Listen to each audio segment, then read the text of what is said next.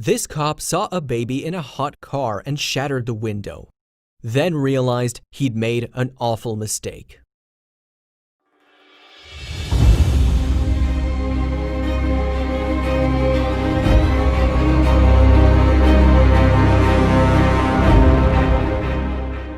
On a hot day during the height of summer, a police officer responded to an urgent call.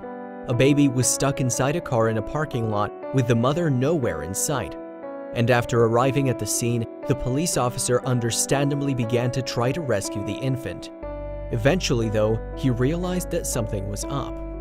Lieutenant Jason Short is a representative of the Keene Police Department in New Hampshire.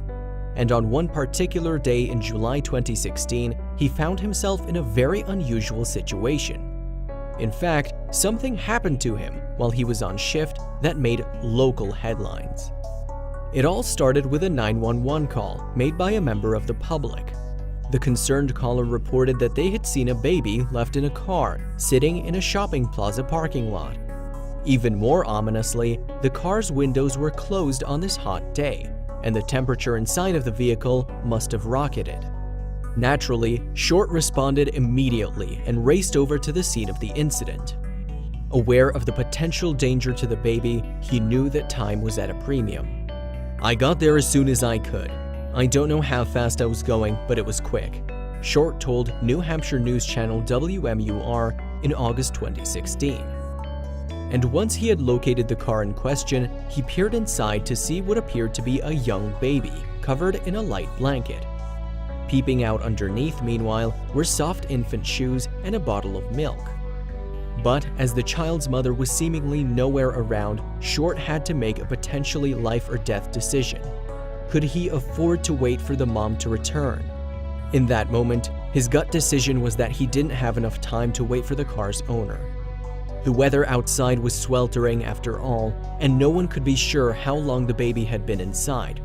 So it seemed that there was only one thing for it. Short would have to take action himself.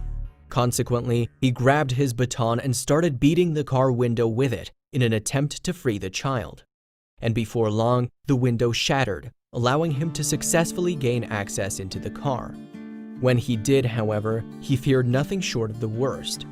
Speaking to WMUR in August 2016, the lieutenant recalled that the baby looked lifeless, looked dead. What's more, when he took the child out of the car, it wasn't moving. Short quickly assessed then that there was nothing for it but to perform emergency CPR. However, it was when he attempted to do so that the penny dropped. Speaking to WMUR, Short remembered putting a finger in the baby's mouth only to find that it was all resistance. So, this wasn't a real baby at all. This was a doll. But it wasn't just any old toy. It was an incredibly realistic doll that had managed to fool both the member of the public who dialed 911 and the responding police officer. Unfortunately, though, it had taken a call to the emergency services and a broken car window to get to the truth. And the situation begged yet another question. Whose doll was it? Well, it turned out that the owner of the doll was a woman from Vermont named Carolyn Seifert. The lifelike model in the back of her car, moreover, was called Ainsley and has been valued at over $2,000. And amazingly, this doll wasn't the only one Seifert owned. In fact, she had about 40 of them that she had amassed over the years. Sadly, Seifert had lost a son and so had turned to these types of lifelike dolls to bring her comfort. On that particular day, she had decided to take Ainsley out with her. But knowing that the doll wasn't real and perhaps not wanting to attract unnecessary attention, she chose not to bring Ainsley into the store with her. Interestingly, natural-looking baby dolls like Ainsley are called reborn dolls. The process of making them is dubbed reborning, meanwhile, and those who create the realistic dolls are described as reborners. People may feel the need to have one in their lives if, like Seifert for example, a beloved child has passed away. Alternatively, they may choose to purchase one if their offspring have flown the nest. What's more, customers can opt to receive documents that imitate traditional birth certificates or papers relating to adoption. That way, the process may feel more like having a real baby. And as Lieutenant Short found to his cost, the models seem, at least at first glance, uncannily like the real thing, especially if elements like hair and even devices to simulate breathing and heartbeats are included.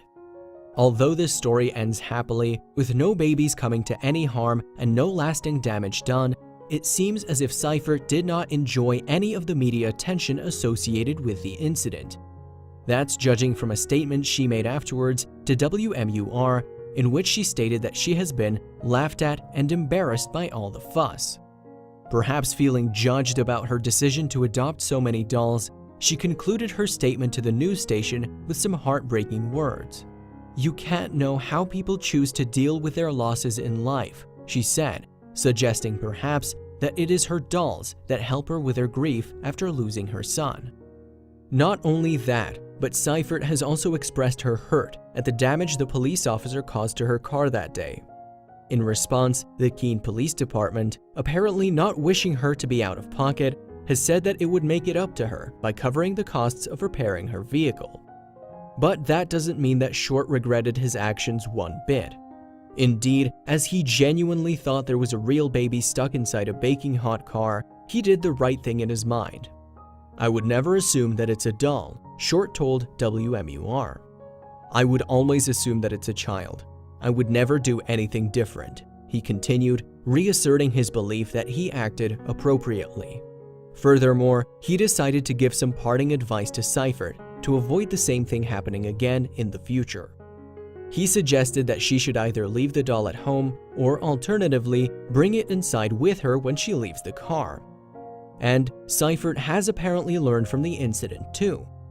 Since it happened, she has purchased a bumper sticker that emphasizes that the baby inside her car is not real. Thankfully for everyone, this situation didn't end in a tragedy. But what perhaps could have been avoided was plenty of unnecessary stress for all those involved.